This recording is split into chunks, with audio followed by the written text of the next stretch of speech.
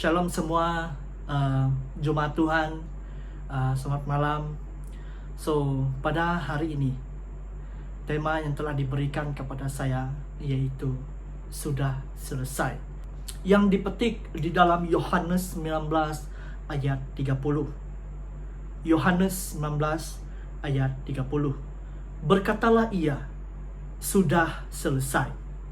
Lalu ia menundukkan kepalanya dan menyerahkan nyawanya. Alright. Jadi, apa kabar semua jemaat Tuhan? Jadi, Shalom. Nama berita kita Nun Bala. Jadi, pada waktu ini sempena Paskah, hari Easter. Okay? Kita tidak merayakan Easter egg ataupun apa, tetapi kita memperingatkan apa yang terjadi semasa hari Paskah ini, ataupun lebih dikenali oleh Passover. Okay? Passover. Saya membaca firman Tuhan sekali lagi di dalam Yohanes 19 ayat 30. Berkatalah ia, sudah selesai. Lalu ia menundukkan kepalanya dan menyerahkan nyawanya. Okay? Yang tertulis juga dalam Matius 27 ayat 40. Orang banyak lewat daerah itu menghujat Yesus. Hai engkau yang mau merobohkan bait suci dan mau membangun kembali dalam 3 hari. Selamatkanlah dirimu, jikalau engkau anak Allah. Turunlah dari salib itu. Di sini, Yesus terpaku di kayu salib dalam anggaran waktu 9 pagi. Orang-orang menonton kematiannya dan berseru kepada dia dan membuktikan bahwa ia adalah anak Allah dengan turun dari kayu salib. Okay? Seperti yang tertulis dalam Matius itu tadi. Kemudian para imam, para ahli Taurat dan tua-tua bait suci melewati salib itu dan mengatakan hal yang sama juga.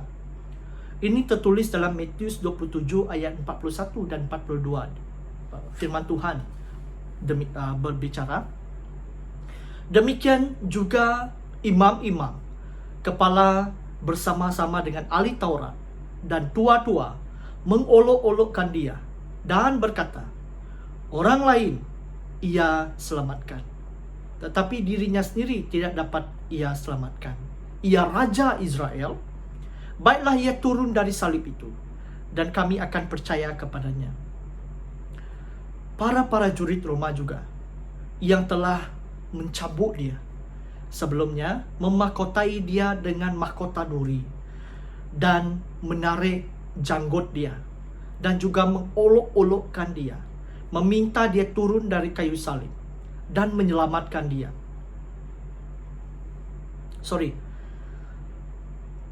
Para jurid Roma yang telah mencambuk dia sebelumnya memahkotai dia dengan mahkota duri dan menarik janggut dia.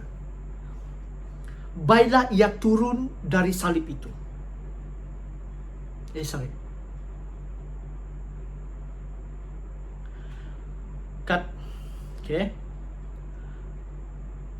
Para jurid Roma yang telah mencambuk dia sebelumnya memahkotai dia dengan mahkota duri dan menarik janggut dia,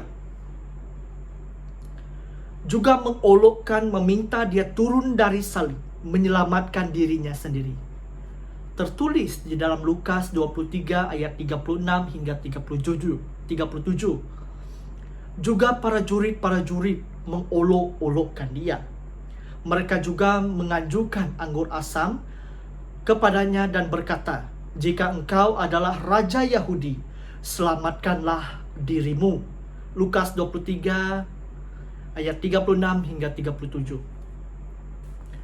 Dan dua penjahat yang disalibkan di sisi Yesus berseru kepadanya dan turun dari kayu salib, dan dengan demikian dapat membuktikan bahwa dia adalah anak Allah.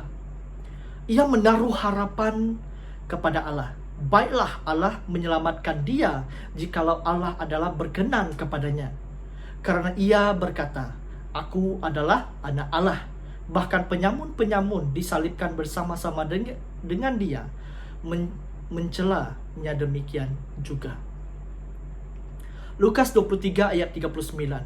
Kemudian pada hari itu juga, penjahat yang kedua masih menghujat dia. Bukankah engkau adalah Kristus? Selamatkanlah dirimu. Oke. Ada banyak firman Tuhan, dan saya ingin memberi kita semua assignment. Oke. Nah, catat ya. Matius 27 ayat 40. Matius 27 ayat 40. Ini juga menyatakan bahwa kenapa orang ini berseru, turunlah dari salib. Mengapa mereka semua berbicara dalam satu suara? Para imam, ahli Taurat dan para tua-tua berkerumun banyak itu, para jurid Roma dan bahkan penjahat yang disalibkan itu. Semua itu mereka berteriak yang sama, jika engkau anak Allah, turunlah dari salib. Saya tidak meragu bahwa turun dari salib. Saya tidak meragu bahwa setan yang memberi inspirasi kepada semua mereka untuk menghujat Yesus dan meminta dia untuk menyelamatkan dirinya sendiri dari kayu salib. Sebelumnya, ketika Yesus berkata dia akan disalibkan, Petrus juga menegur dia. Hal itu sekali-sekali tidak akan menimpa engkau. Ini yang ditulis dalam Matius 16 ayat 22. Tetapi di sana, apa yang dikatakan oleh Yesus sendiri, seperti yang saya beritahu pada minggu lepas, dia kata, enyahlah iblis. Oke, tertulis dalam Matius 16 ayat 23. Iblis didorong, Iblis mendorong Petrus untuk memberitahu kepada Yesus agar dia tidak pergi ke kayu salib. Oleh sebab itu, kita tahu bahwa setan tidak ingin Yesus disalibkan. Setan tidak mau Yesus disalibkan. Kenapa? Iblis sangat membenci penyaliban dan darah Kristus. Iblis tahu bahwa manusia tidak dapat diselamatkan dari dosa tanpa kematian Yesus menggantikan orang-orang berdosa. Jadi, saya percaya juga bahwa setan sendiri yang menginspirasikan orang jahat ini untuk menghujat Yesus dan berkata, turunlah dari salib dan selamatkan dirimu. Bolehkah Yesus berlaku ataupun membuat perkara sedemikian? Boleh, sebab dia Tuhan. Tetapi dia tidak mau. Sebab itu saja salah satu cara untuk menebus umat-umatnya, untuk mengalahkan dosa, untuk menghapuskan kita daripada kuasa dosa, untuk melepaskan kita daripada belenggu-belenggu dosa. Nah, di sini kita bersyukur kepada Tuhan karena Yesus tidak mendengarkan mereka. Yesus tahu, Yesus taat akan apa yang dikatakan oleh Tuhan Bapa kepada dia. Yesus dapat dengan mudah saja melakukan apa yang mereka katakan. Dengan petik jari saja boleh lakukan. Namun dia tidak melakukan. Maka tak seorang pun dapat diselamatkan daripada hukum dosa, dan penghukuman kekal adalah di neraka. Nah, namun puji syukur kita kepada Allah karena Yesus tidak mendengarkan mereka. Yesus dapat dengan mudah melakukan apa yang mereka katakan. Ia dengan mudah dapat turun dari kayu salib. Namun, jika dia melakukan itu, maka tidak seorang pun yang akan diselamatkan dari hukuman dosa dan penghukuman kekal di neraka. Sekarang, sampai di akhir pengorbanan Yesus di kayu salib, ia telah menerima anggur asam dari para jurid itu. Ia telah membuat kesempurnaan penebusan dosa-dosa kita, dan kemudian berseru, sudah selesai. Wow, sangat berat sekali saya sebagai hamba Tuhan untuk menyampaikan firman Tuhan ini, sebab saya dapat rasakan apa yang dia alami. Saya punya feeling, melalui film-film yang dilihat, sangat berat untuk dinyatakan. Kemudian, apa yang terjadi kepada Yesus? Ia menundukkan kepalanya dan mati. Di dalam Matius, Markus, dan Lukas menjelaskan kepada kita bahwa Yesus berseru dengan suara nyaring sebelum dia mati. Namun mereka tidak menjelaskan kepada kita apa yang dikatakannya ketika dia berseru. Hanya Yohanes sahaja yang menjelaskan kepada kita bahwa ia berkata, sudah selesai. Banyak hal yang sudah selesai ketika Yesus mati. Namun saya hanya akan menekankan 3 di antaranya. Yang pertama yaitu penderitaannya sudah selesai. Yang kedua, murka Allah terhadap dosa kita sudah selesai. Dan yang ketiga, keselamatan kita sudah selesai. Oke?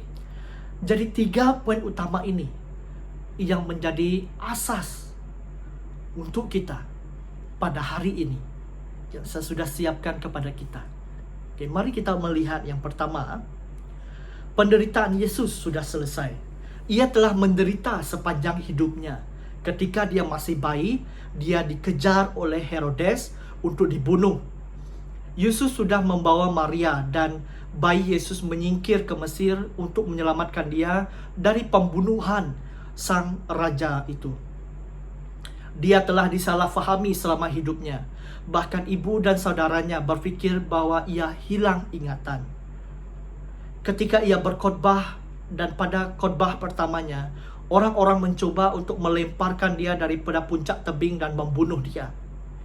Dan beberapa kali kita diberitahu oleh para ahli Taurat dan orang-orang Farisi berusaha untuk membunuh dia. Orang-orang Farisi itu bahkan coba untuk melemparkan dia dengan batu sampai mati. Ketika kebanyakan dari pengikutnya berpaling dari dia, ia berkata kepada muridnya, apakah kamu tidak mau pergi juga? Ini yang ditulis dalam Yohanes 6 ayat 67. Ia menghidupi hidupnya di bumi dengan kemiskinan dan penghinaan. Bahkan walaupun dia telah melakukan banyak mukjizat dan penyembuhan kepada banyak orang sakit, mereka berkata bahwa ia adalah orang yang kerasukan setan. Kesian Yesus. Sangat sedih hidupnya. Di Taman Getsemani sebelum ia disalibkan, murid-muridnya tertidur dan membiarkan dia bersendirian.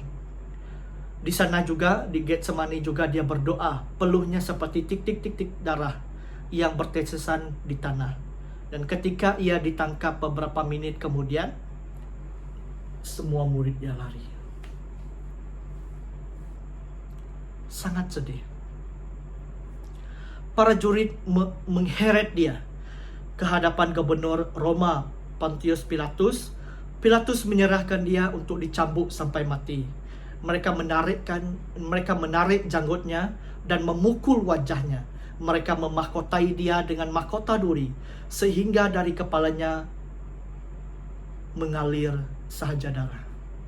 Tetapi Yesus berkata, mengikuti Nabi Yesaya, aku memberi punggungku kepada orang-orang yang memukul aku, dan pipiku kepada orang-orang yang mencabut janggutku. Aku tidak menyembunyikan mukaku ketika aku dinodai dan diludahi. Yesaya 50 ayat 6. Kemudian mereka memaksa dia memikul salibnya ke tempat penyaliban. Mereka memaku kedua tangannya di kaki dan ia digantung dalam keadaan telanjang di kayu salib. Apa yang ditulis dalam Ratapan 1 ayat 12 menggambarkan kesengsaraan penderitaan yang Yesus alami. Oke. Ratapan 1 ayat 12 katakan, pandanglah dan lihatlah apa yang ada kesedihan seperti kesedihan yang ditimpakan Tuhan kepadaku. Ketika Yesus berseru, sudah selesai, itu berarti bahwa hidupnya penuh penderitaan di bumi itu sudah selesai. Itu berarti bahwa penderitaan yang ia alami di dunia ini tidak ramah.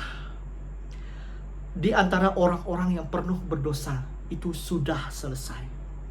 Tidak heran ia merasa gembira ketika ia pergi ke kayu salib.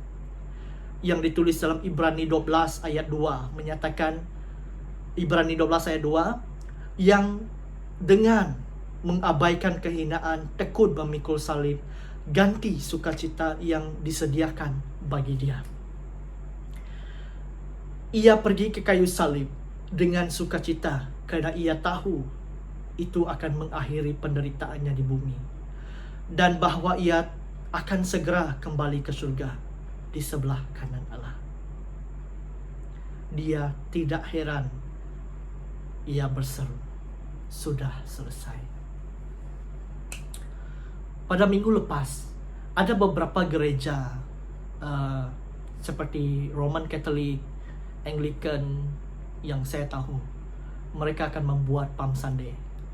Minggu lepas hari Ahad. Kalau kita melihat firman Tuhan, di sana banyak orang berseru kepada Yesus, Hosana, Hosana, puji Tuhan, puji Tuhan. Dan Yesus dibawa dengan keldai. Dia berseru, dia happy. Kalau ikut film dan Alkitab, dia happy, dia senyum. Kenapa? Dia sudah tahu perjalanan dia. Dia akan pergi ke surga. Hal yang kedua, poin yang kedua, murka Allah terhadap dosa kita sudah selesai. Hal yang paling mengerikan tentang penyaliban itu adalah Yesus memikul semua dosa kita pada tubuhnya.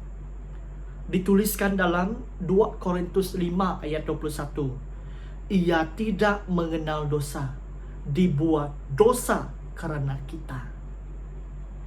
Yesus tidak hanya menanggung hukuman dosa kita, namun ia juga menanggung dosa-dosa itu sendiri di dalam tubuhnya yang suci di atas kayu salib. Rasul Petrus pernah berkata di dalam 1 Petrus 2 ayat 24, ia sendiri telah memikul dosa kita di dalam tubuhnya di kayu salib. Hal yang lebih teruk tentang penyaliban itu bukan penderitaan fisik. Banyak orang pernah disiksa. Ada yang lebih dahsyat daripada itu, dibakar ataupun disalibkan. Namun Yesus menderita apa yang manusia lain tidak dapat derita. Menurut di dalam Torture of Christ yang ditulis oleh Richard Wurmbrand, menceritakan bahwa seorang imam yang disiksa bersama dengan dia di penjara komunis dan hancur di bawah siksaan itu. Imam itu berkata kepada Richard, maafkan aku saudara, aku telah menderita lebih daripada Kristus. Menurut Richard, dia kata, saya dapat mengerti apa yang orang itu kata demikian dalam penderitaannya. Namun ia salah. Tidak seorang pun pernah menderita seperti Yesus menderita. Karena tidak ada seorang pun pernah memikul seluruh dosa dunia di dalam tubuhnya sendiri. Ia telah menanggung dosa-dosa kita. Demikian juga hukuman di atas dosa-dosa kita. Yesus telah menanggung murka Allah di kayu salib. Nah, saya tahu ini bahwa sangat sulit untuk dipahami. Namun, itu penuh benar. Alkitab berkata di dalam Yesaya 53 ayat 6. Tuhan telah menimpakan kepadanya kejahatan kita sekalian. Saya baca sekali lagi ya.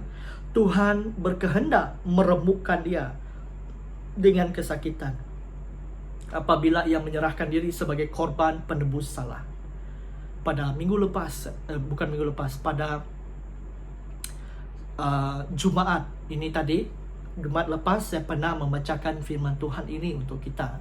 Saya berharap agar semua masih fresh lagi melihat apa yang dikatakan oleh Yesaya 53. Nah, di dalam Matius 27 ayat 46, ketika Yesus mati di kayu salib, ia mati bersama dosa-dosa kita yang ditanggung olehnya, dan bersama murka Allah atas dia demi dosa-dosa kita. Tidak heran Kristus berseru, Allahku, Allahku, mengapa engkau meninggalkan aku? Apa maksud di bahagian ini? Nah, saya mau semua kita memahami kenapa Yesus sendiri, Allahku, Allahku, mengapa engkau meninggalkan aku? Di sini, bahwa Allah Bapa berpaling dari anaknya yang tunggal ketika Yesus menyerahkan dirinya sebagai korban penebusan di kayu salib, dan murka Allah terhadap dosa-dosa kita diredakan ketika Yesus berseru, "Sudah selesai." Maksudnya Allah berpaling di sini adalah Dia memalingkan mukanya.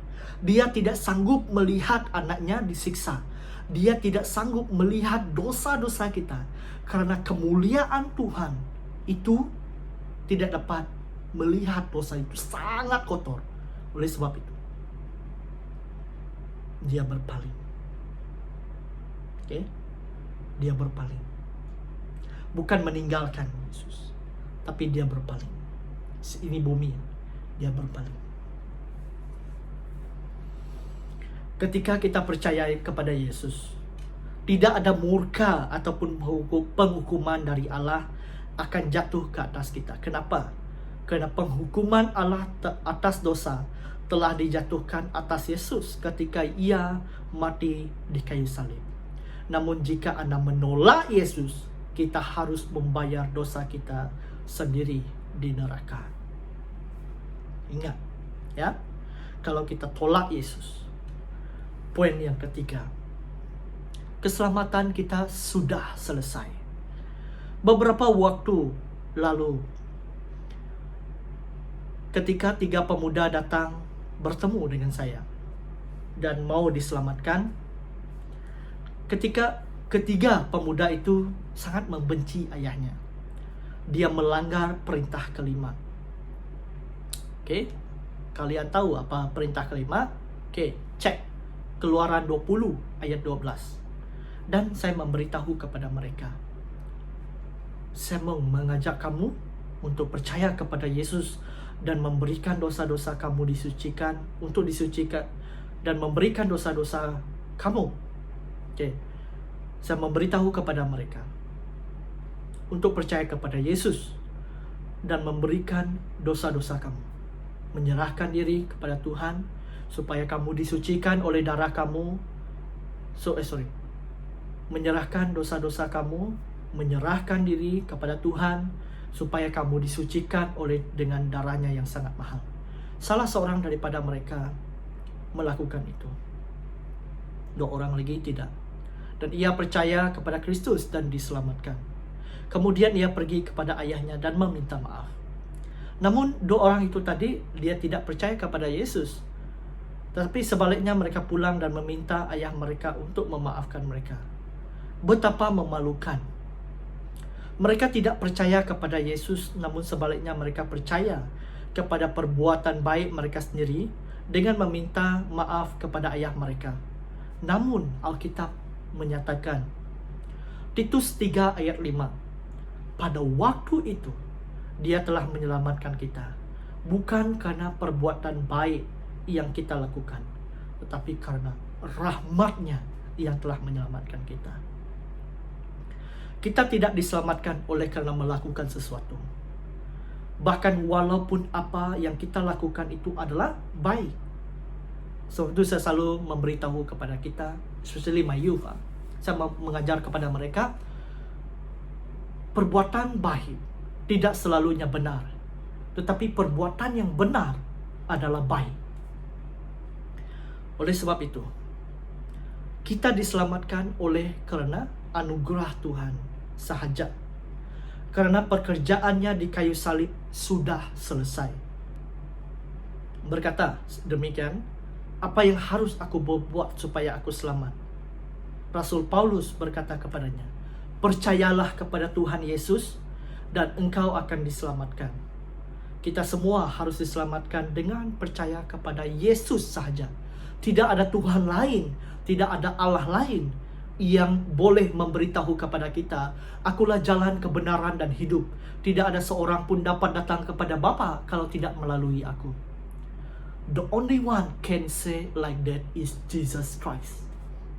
Nah, kamu boleh cek di mana-mana buku ataupun di mana-mana filsafah ataupun mana-mana nabi yang pernah memberitahu. Kebanyakan yang menyatakan sedemikian. Oke, kamu ikut jalan ini, kamu melalui ini, dan kamu akan selamat. tetapi tidak pernah pun menyatakan, yes, ini jalan dia, pergi kepada saya. Yes, akulah jalan dan kebenaran dan hidup. Tidak ada seorang datang kepada Bapa kalau tidak melalui aku. So, maksudnya di sini, bagaimana kita dapat berjumpa dengan Bapa kalau tidak melalui Yesus? The only one is Jesus Christ. Ya.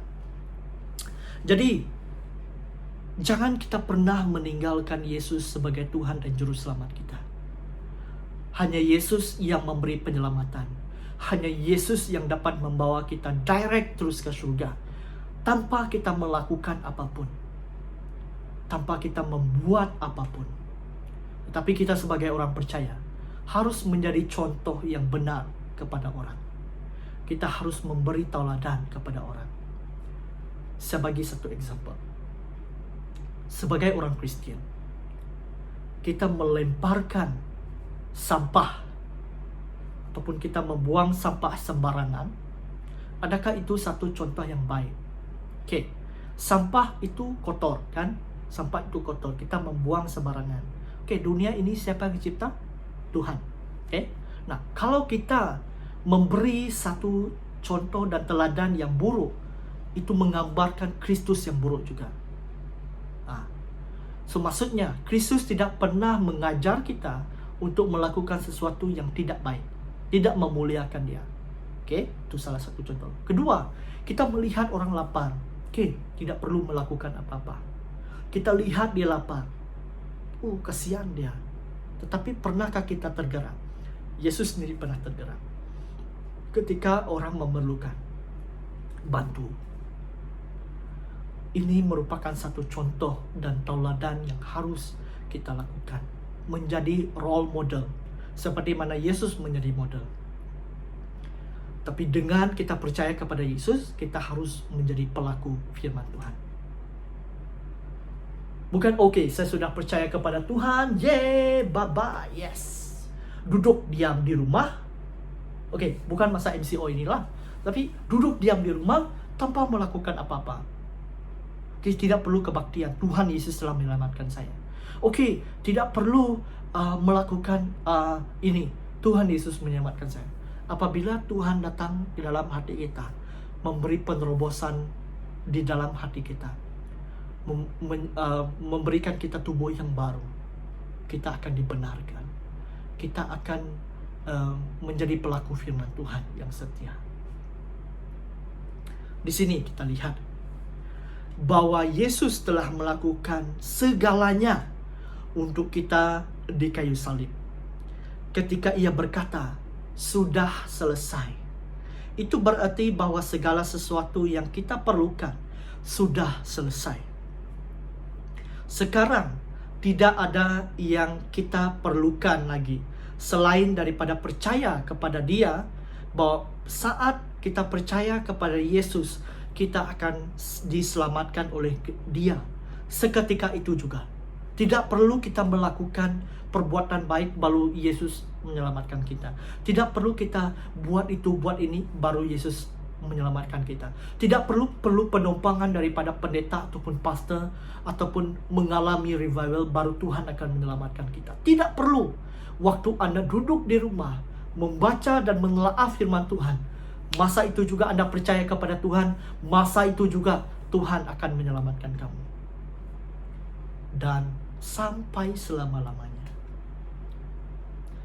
Saya memberi satu jalan cerita untuk kita, untuk mengakhiri khotbah Easter ini. Saya percaya semua kenal James Hudson Taylor, kan? Dia adalah pendiri dari China Inland Mission. Sebelum dia pergi ke China, ketika dia masih berumur 15 tahun, Hudson Taylor membaca booklet yang kecil berjudul Karya Yesus yang Sudah Selesai. Ketika dia membaca buku ini, dia menyadari bahwa segala yang dia perlukan untuk diselamatkan dan telah diselesaikan oleh Yesus di kayu salib. Hudson Taylor berlutut dan percaya kepada Yesus. Ia diselamatkan seketika itu juga dan pergi menjadi missionary yang tersohor di China. Dan saya meminta kita semua melakukan hal yang sama seperti yang dilakukan oleh Hudson Taylor ini. Kita bertobat dan percaya kepada Yesus dengan iman yang sederhana, dan Ia akan mengampuni setiap dosa-dosa kita. Karena Dia katakan, sudah selesai. Jadi melalui firman Tuhan yang telah kita dengar tadi, saya berharap dan percaya kepada semua kita, ambil masa dan waktu ini kita berdoa kepada Tuhan. Agar bila kita berlutut kepada Tuhan, berdoa kepada Tuhan, bersama dengan keluarga kita, Tuhan akan pakai keluarga kita dan kamu sendiri yang mendengar firman Tuhan ini. Tuhan ingin pakai kamu. Tuhan ingin menggunakan waktu ini untuk kamu berlutut kepada Tuhan dan menggunakan waktu yang ada untuk mencari kerajaan-Nya, untuk menjadi pelaku firman Tuhan yang setia. Saudara, mari kita berdoa. Segala pujian, hormat, dan syukur pada waktu ini menjelang hari Ester, kami menyerahkan diri kami sebagai orang percaya kepada Engkau. Guna pakai saya Tuhan, guna pakai kami sebagai pendengar Tuhan, pendengar firman Tuhan yang setia, dan pelaku firman Tuhan yang setia, untuk menjadi pelaksana kerajaan-Nya. Guna pakai kami ya Tuhan, kami sedia dan kami siap untuk menjadi orang yang diguna pakai. Terima kasih ya Tuhan. Di dalam nama Tuhan Yesus kami berdoa. Amin. Sudah selesai. Amin. Bye-bye.